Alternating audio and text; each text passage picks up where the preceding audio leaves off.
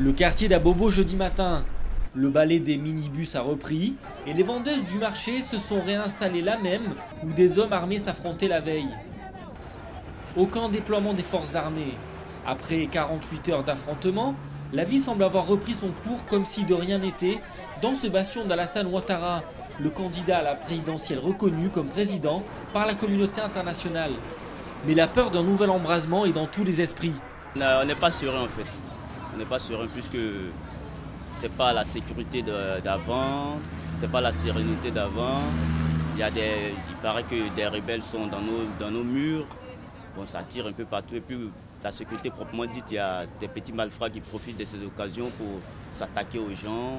Dans la nuit de mardi à mercredi et jusqu'à la mi-journée, le quartier a vécu en quasi-état de siège, avec des échanges de tirs parfois à l'arme lourde. Les habitants sont restés terrés chez eux. Et au petit matin, ils ont découvert les traces des combats. Des taches de sang au sol, un corps sur un toit.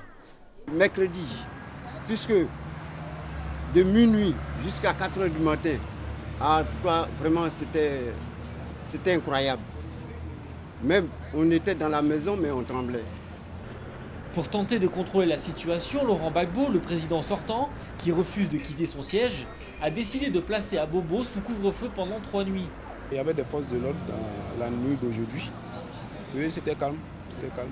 Il n'y a pas eu de tir comme la dernière fois. Je pense que ça va. Mais une grande inconnue demeure.